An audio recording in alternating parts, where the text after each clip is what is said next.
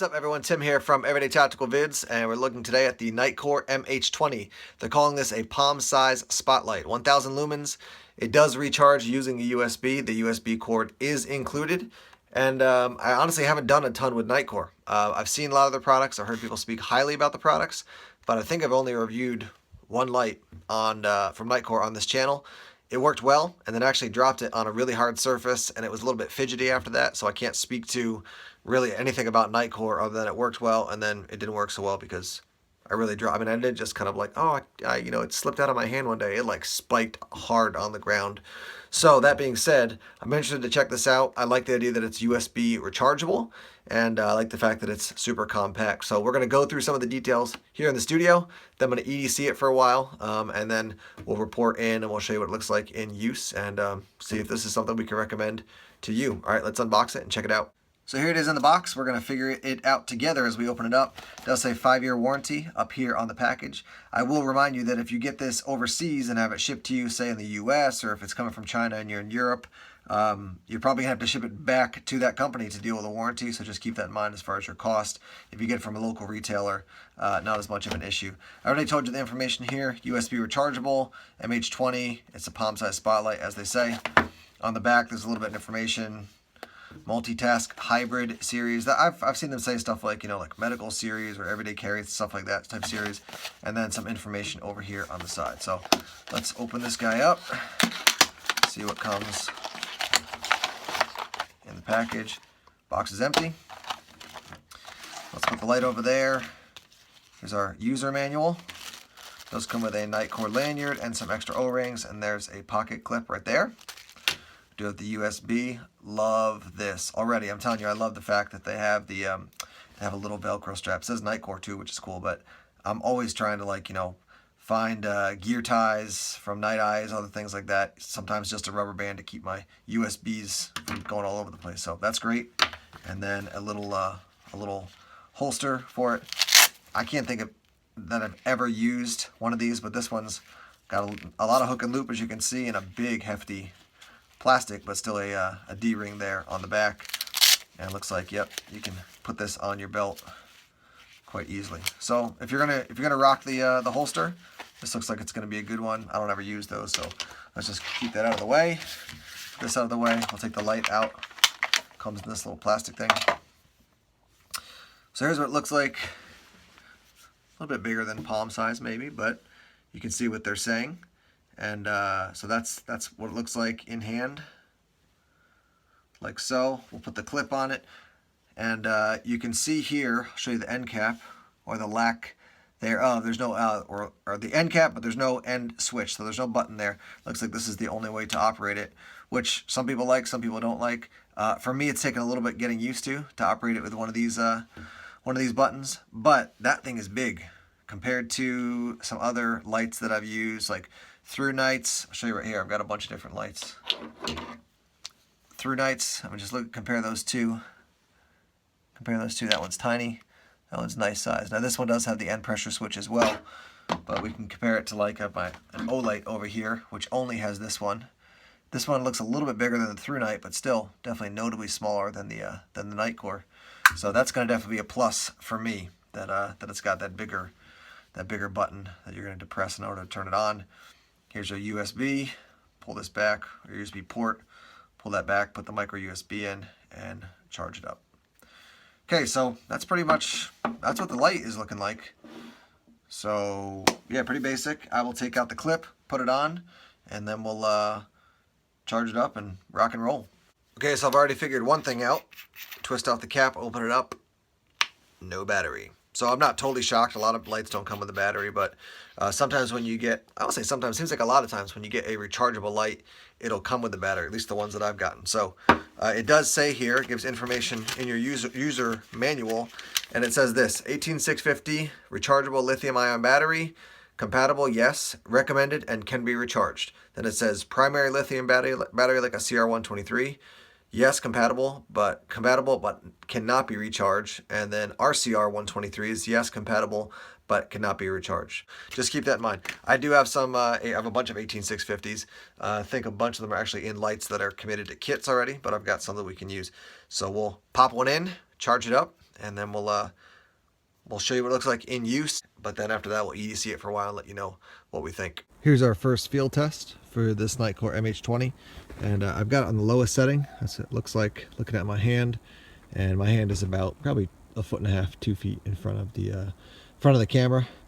Looking off in the distance there, I mean, you can see some snow right in front of me. You can barely see a tree that's about 20 feet away. Just a tiny little kind of reflection off it there, but not a whole lot. So let's kick it up to the next one. So there's your next setting, third, fourth, and your fifth setting. So you've got some serious output. And let me just show you real quick, see if you can see it at all here. Let me drop this down to a lower setting so it's not totally blinding. But again, the size of your bezel there is giving you just a nice wide beam out there. So shine this out, kick it up, kick it up, kick it up again. I mean, that is quite bright looking out there into the distance. So let me give you the settings, run through the settings here again and give you the lumen outputs. So this is your lowest setting. That is 1 lumen. You could barely see right there in front of us. Kick it up, 30 lumens. And you can see, I mean, if I had to spot somebody at 50 feet in this woods, I could do so right now. Kick it up to the next, that's 230 lumens. And I could very clearly see somebody at probably 75 feet. And then 410, again, even more clear. And then up to the highest setting, 1000 lumens. So I mean, this thing gives a lot of light. I can see what they call it. What do they call it? A palm size spotlight. That thing really pumps out the light. Pretty impressive here. Go through one more time. There's your lowest, 2, 3, 4, and then 1000 lumens. I've noticed between a bunch of lights, let me go through this one more time. There's the lowest, 2, 3. Now watch when I go to 4. So that's when you go up to the 4th setting, it's 410, and then the 5th setting, 1000. Watch. Let's see if we can see a lot of difference between those two. So there's 410 and 1000. I just don't see a ton of difference on a lot of lights between those two. There are some that I have noticed a difference. It definitely, I mean, 410 and 1000. It's a lot of lumens either way, but I'm just noticing. When I test different lights, I don't look at 410 and then 1000, or say 500 and 1000 and go, wow, that feels like it's double, you know, what the 500 was. You get to a certain point where you got to get up to, you know, 2500 lumens, and you start to see a huge difference. And of course, that's going to depend on your reflector and other things like that. But one last time, here you go. Lowest, second, third, fourth, and your highest output. Alright guys, so I've had a chance to EDC the Nitecore MH20 for a while.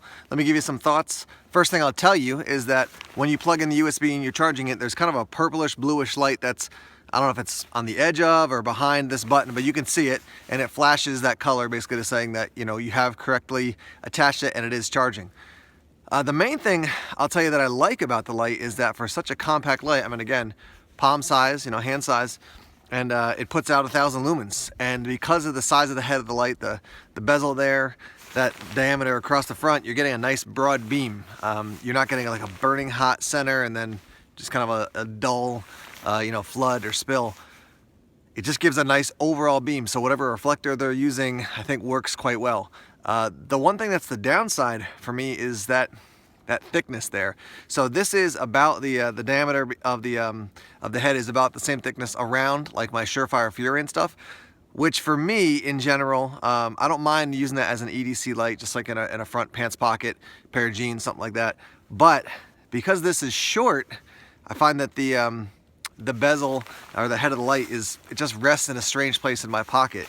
So when I think about this light, I think about putting this in, like, if you have a pair of, you know, you got cargo pants, you got carpenter jeans, carpenter pants, whatever, and you want to run it down that side pocket. That's where I've been carrying this when I'm wearing pants or jeans like that, and this has been great.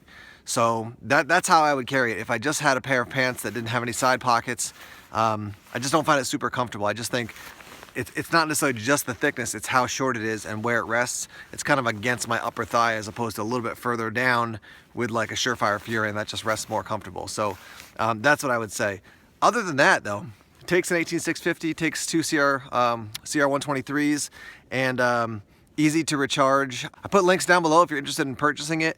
Overall, I've been impressed with the function of the light, definitely the amount of lumens it's putting out, and again, that nice wide beam, I do like that. So yeah, if you want to throw this in a bag, I would definitely give it a thumbs up for that. If you have one of those cargo pockets, like I said, something like that, you could run it in there. I think I'll put this in a kit of some sort. I might end up placing this as a backup light, not in my car, but in my wife's car, because we're always, you know, swapping cars and driving different cars. So I like to have 1,000 lumens, something that powerful, in case I do have to get out of the car and do some work or find something at night. If my EDC light isn't powerful enough, doesn't have enough lumens, it's good to have something like this close by. So check out the link below if you want to purchase this light. I want to ask you to subscribe. If you haven't subscribed to Everyday Tactical Vids, lots of videos coming out, usually around 2 or 3 a week. So we're talking about lights, we're talking about gear. In the winter, we're talking a lot about wilderness survival, shelter construction, building fires. I mean, just a huge range of things when it comes to that idea of thinking tactically and living purposefully. So if you haven't subscribed, click that subscribe button down below, and then you can always head over to our channel and check out our playlist too. I'm always trying to update those to let you know what are the things that we are that we've reviewed, that we've talked about, and yeah. So head over there. Everyday Tactical Vids is the channel, and I want to say thanks as always for checking out our videos. More videos coming soon. Take care.